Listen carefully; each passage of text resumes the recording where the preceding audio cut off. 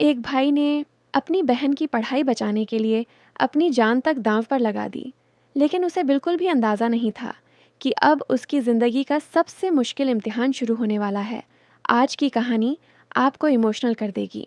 पिछले एपिसोड में हमने देखा था कि अपनी बहन की स्कूल फीस भरने के लिए चेन यी ने बिलियर्ड्स का मैच जीतकर 20,000 युआन कमाए थे। लेकिन जब वो ये पैसे लेकर घर लौट रहा था, तभी कुछ गुंडों की नज़र उन पैसों पर पड़ जाती है। एपिसोड की शुरुआत होती है जहां चेन यी अपने जीते हुए पैसे लेकर घर लौट रहा होता है, लेकिन तभी कुछ गुंडे उसका रास्ता रोक लेते हैं और बिना कुछ कहे उसे बुरी तरह मारना शुरू कर देते हैं।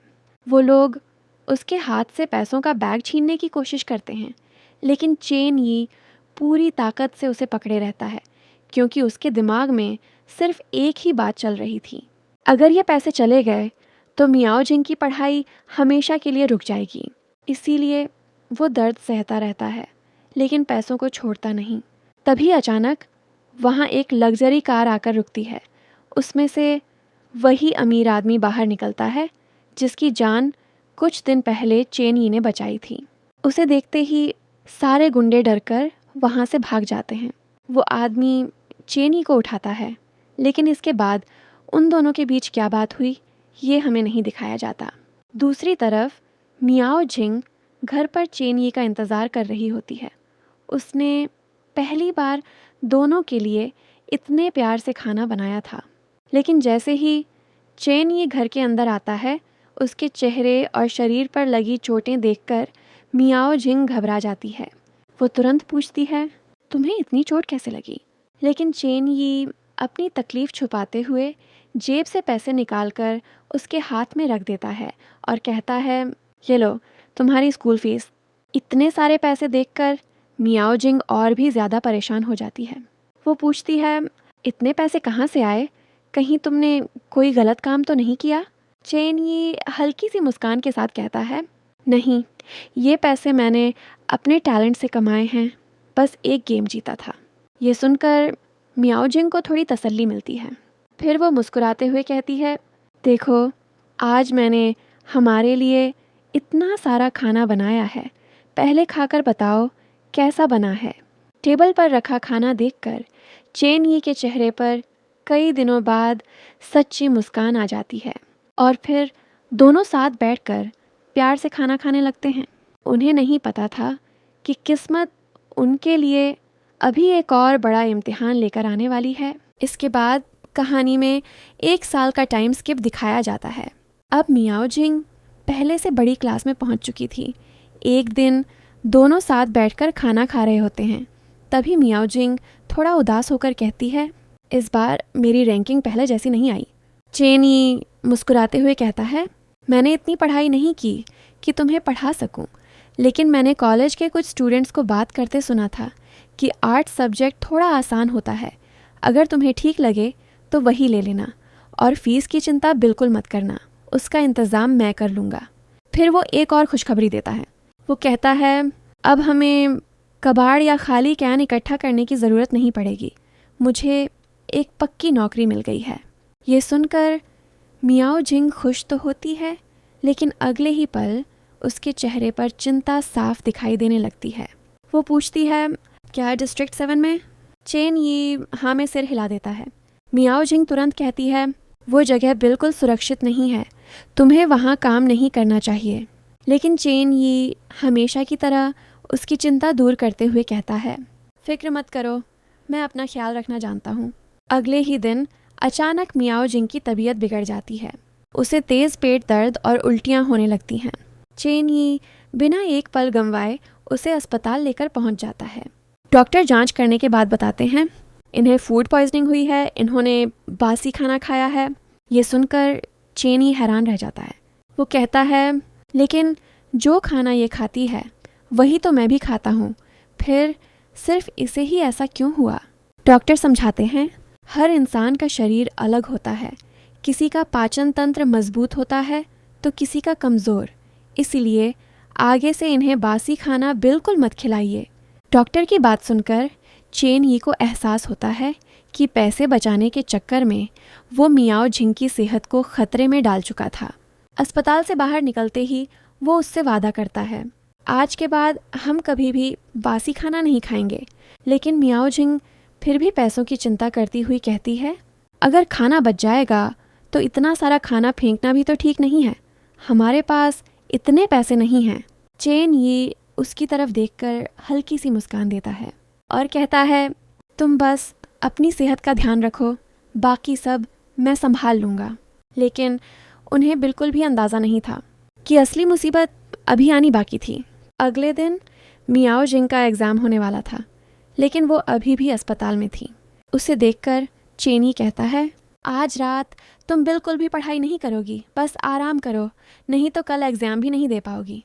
फिर वो अपना कंधा उसकी तरफ बढ़ाते हुए कहता है, अगर दर्द की वजह से नींद नहीं आ रही तो मेरे कंधे पर सिर रखकर सो जाओ। मियाओ जिंग बिना कुछ कहे उसके कंधे पर सिर रख देती है और कुछ ही देर में उसे नींद आ जाती है। अगली सुबह चेनी खुद उसे स्कूल छोड़ने जाता है। जाने से पहले वो अपनी जेब से एक छोटा सा ब्रेसलेट निकालता है और मियाओ जिंग के हाथ में पहनाते हुए कहता है, ये गुड लक के लिए है, और हाँ, अगर एग्ज़ाम के दौरान दर्द बढ़े तो टीचर को तुरंत बता देना, चुपचाप सहना मत। तभी वहाँ मियाओ जिंग की टीचर भी आ जाती हैं। चेन ये उनसे हाथ जोड़कर कहता है, टीचर, इसकी तबीयत अभी पूरी तरह ठीक नहीं हुई है, प्लीज़ आज इसका थोड़ा ध्यान रखिएगा।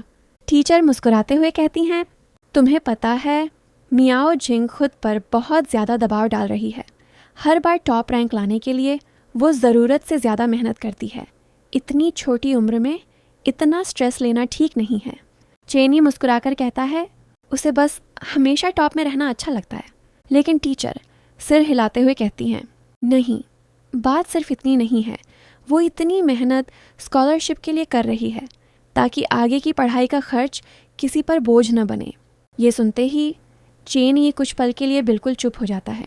उसे समझ आ जाता है कि मियाओ जिंग दिन रात सिर्फ इसलिए पढ़ रही है ताकि उसकी वजह से चेन ये पर पैसों का बोझ न पड़े। उधर चेन ये अपनी नई नौकरी पर पहुंचता है। वो उसी अमीर आदमी के लिए काम कर रहा होता है जिसकी जान उसने बचाई थी। तभी वहाँ उस आदमी का एक दोस्त आता है। वो चेन ये को देखकर कहता है, ये लड़का तो कमाल का है, देखने में भी अच्छा है और काम में भी बहुत समझदार। मेरे यहाँ काम करने वाले लोग इसके सामने कुछ भी नहीं हैं। फिर वो मुस्कुराकर पूछता है, अगर मैं तुम्हें अपने यहाँ काम करने का ऑफ़र दूँ तो क्या तुम आओगे? चेन ये बिना देर किए जवाब देता है, मैं आपके लिए काम करूँ या आपके दोस्त के लिए, मेरे लिए दोनों एक ही बात है, क्योंकि आप दोनों एक परिवार जैसे हैं। उसका जवाब सुनकर दोनों आदमी बहुत खुश हो जाते हैं। उन्हें समझ आ जाता है कि चेन ये सिर्फ मेहनती ही नहीं बल्कि बहुत समझदार इंसान भी है।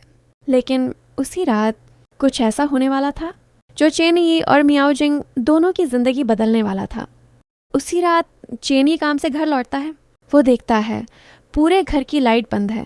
उसे लगता है शायद मियाओ जिंग सो गई होगी, लेकिन जैसे ही वो उसके कमरे में जाता है उसके होश उड़ जाते हैं। मियाओ जिंग पेट पकड़कर दर्द से तड़प रही होती है। चेन ये बिना एक सेकंड गंवाए उसे तुरंत बड़े अस्पताल लेकर पहुंचता है। डॉक्टर सारी जांच करने के बाद गंभीर आवाज़ में कहते हैं, इनकी हालत उतनी साधारण नहीं है, इन्हें एक बड़ी बीमारी है। अगर समय पर सही इलाज नहीं होता तो परेशानी और बढ़ सकती थी। अब इनका तुरंत ऑपरेशन करना पड़ेगा। फिर डॉक्टर कहते हैं, ऑपरेशन शुरू करने से पहले हमें परिवार के किसी सदस्य के सिग्नेचर चाहिए। चेन ये बिना सोचे कह देता है, मैं इसका भाई हूँ, मैं साइन कर देता हूँ। लेकिन डॉक्टर पूछते हैं, क्या तुम इसके असली भाई हो? ये सुनकर चेन ये कुछ पल के लिए चुप हो जाता है और धीरे से कहता है, नहीं। तभी वहाँ वही पुलिस ऑफिसर जो कांग पहुँच जाता है। वो डॉक्टर से कहता है, मियाओ जिंग की माँ यहाँ नहीं है, फ़िलहाल इसकी जिम्मेदारी मैं लेता हूँ। मैं पुलिस ऑफिसर हूँ, उम्मीद है इतना काफ़ी होगा। डॉक्टर भी हामी भर देते हैं और जो कांग ऑपरेशन के पेपर्स पर साइन कर देता है। चेन ये उसका धन्यवाद करता है, लेकिन जो कांग उसकी तरफ देखकर कहता है, चेन ये अभी भी देर नहीं हुई है, तुम दोबारा पुलिस की भर्ती के लिए आवेदन कर सकते हो, तुम्हारा भविष्य अभी भी बन सकता है। चेन ये हल्की मुस्कान के साथ जवाब देता है, अब मुझे नौकरी मिल गई है और फिलहाल मियाओ जिंग ही मेरी सबसे बड़ी जिम्मेदारी है। जो कांग गंभीर होकर कहता है, मुझे पता है तुम कहाँ काम कर रहे हो। वो जगह बिल्कुल सही नहीं है। वहाँ कई गैरकानूनी काम होते हैं। मैं नहीं चाहता कि किसी दिन मुझे अपने ही हाथों से तुम्हें गिरफ्तार करना पड़े। चेन ये बात बदलते हुए पूछता है, सर आज आपकी ड्यूटी नहीं है क्या? जो कांग हल्का सा मुस्कुराता है, आज मेरी छुट्टी है इसलिए यहाँ हूँ। कुछ घंटों बाद ऑपरेशन सफल हो जाता है। मियाओ जिंग को होश आ जाता है। चेन ये उसके लिए खाना लेकर पहले से ही बैठा होता है। वो मुस्कुराकर कहता है, कुछ दिन तुम्हें सिर्फ हल्का खाना खाना होगा। मियाओ जिंग देखती है कि चेनी उसकी पसंद का खाना भी लेकर आया है। वो मुस्कुराकर पूछती है, तुम्हें अभी भी याद है मुझे क्या पसंद है? चेन ये भी मुस्कुरा देता है, लेकिन तुरंत कहता है, याद तो है, लेकिन अभी ये खाना तुम्हें बिल्कुल नहीं मिलेगा। पहले पूरी तरह ठीक हो जाओ, फिर जितना चाहो खा लेना। मियाओ जिंग उसकी बात सुनकर हल्का सा मुस्कुरा देती है, लेकिन उन्हें बिल्कुल भी अंदाज़ा नहीं था कि अस्पताल से घर लौटने के बाद उनकी ज़िंदगी में एक ऐसा इंसान वापस आने वाला है जो सब कुछ बदल देगा। कुछ दिनों बाद मियाओ जिंग पूरी तरह ठीक होकर घर वापस आ जाती है। उसी समय उसके स्कूल की छुट्टियां भी शुरू हो जाती हैं। चेन ये उसे दवाई देते हुए कहता है, याद रखना इस पूरे हफ्ते तुम्हें सिर्फ आराम करना है। अगले हफ्ते मैं तुम्हें कहीं घुमाने भी लेकर जाऊंगा। मियाओ जिंग मुस्कुराती है, लेकिन फिर पूछती है, क्या आज भी तुम उसी खतरनाक जगह काम पर जा रहे हो जहाँ पहले कबाड़ इकट्ठा करने जाते थे? चेन ये हंसकर कहता है, अरे मैंने बताया था ना, अब मुझे पक्की नौकरी मिल गई है। तुम मेरी चिंता मत किया करो, मैं किसी खतरे को अपने पास नहीं आने दूंगा। ये कहकर वो काम पर चला जाता है। शाम को चेनी अपने दोस्तों के साथ घर पर खाना बना रहा होता है। मियाओ जिंग अपने कमरे के दरवाजे के पीछे खड़ी होकर उनकी बातें सुन रही होती है। तभी चेनी का एक दोस्त मजाक करते हुए कहता है, तुम कब तक ऐसे ही रहोगे? अब तो तुम्हें भी एक गर्लफ्रेंड बना लेनी चाहिए जो तुम्हारा ख्याल रखे। ये बात सुनते ही मियाओ जिंग के चेहरे का रंग बदल जाता है। वो कुछ नहीं कहती, लेकिन साफ पता चल रहा था कि उसे ये बात बिल्कुल भी अच्छी नहीं लगी। तभी चेनी मुस्कुराकर जवाब देता है, मुझे किसी गर्लफ्रेंड की ज़रूरत नहीं है। अभी मेरी सबसे बड़ी जिम्मेदारी मियाओ जिंग है और फिलहाल मुझे किसी और के बारे में सोचना भी नहीं है। ये सुनकर मियाओ जिंग चुपचाप अपने कमरे में चली जाती है। अगले दिन जब मियाओ जिंग स्कूल से बाहर निकलती है तो सामने अपनी माँ को देखकर हैरान रह जाती है। उसकी माँ उसे एक रेस्टोरेंट में लेकर जाती है और कहती है, कुछ खाओ, तुम बहुत कमज़ोर हो गई हो। लेकिन मियाओ जिंग चुप रहती है। कुछ देर बाद वो अपनी माँ की आंखों में देखते हुए कहती है, क्या आपको मेरी बिल्कुल भी चिंता नहीं हुई? आप कैसी माँ हैं? आप मुझे अकेला छोड़कर चली गईं। उसकी माँ गहरी सांस लेते हुए कहती है, तुम मुझे गलत समझ रही हो। मेरा इरादा तुम्हें छोड़कर जाने का नहीं था। हालात ऐसे बन गए थे कि मुझे जाना पड़ा। लेकिन जैसे ही मैं अपने पैरों पर खड़ी हुई, देखो मैं तुम्हें लेने वापस आ गई। फिर वो कहती है, इस बार मेरी मुलाकात एक बहुत बड़े आदमी से हुई है। वो तुम्हें विदेश में पढ़ा सकता है। उसका एक बेटा भी है। आगे चलकर तुम दोनों शादी भी कर सकते हो। ये सुनते ही मियाओ जिंग बिना एक पल गंवाए कहती है, मुझे कहीं नहीं जाना और आपके साथ तो बिल्कुल भी नहीं। लेकिन उसकी माँ जाते जाते कहती है, मैं बहुत जल्द तुम्हें लेने वापस आऊँगी, तैयार रहना।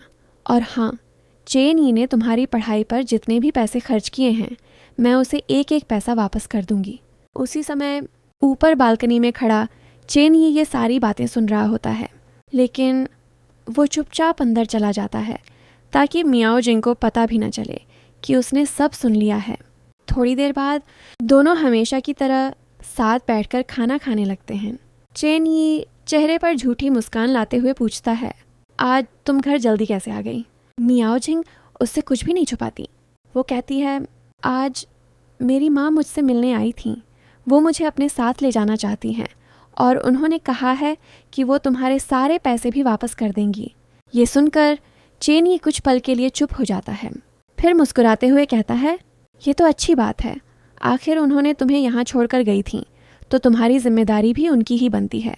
लेकिन उसकी मुस्कान के पीछे छुपा दर्द साफ दिखाई दे रहा था।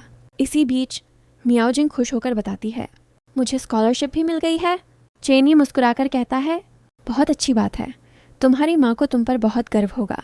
लेकिन उसी रात चेन ये चुपके से एक आदमी की मदद से मियाओ जिंग की माँ के बारे में पूरी जांच करवाता है।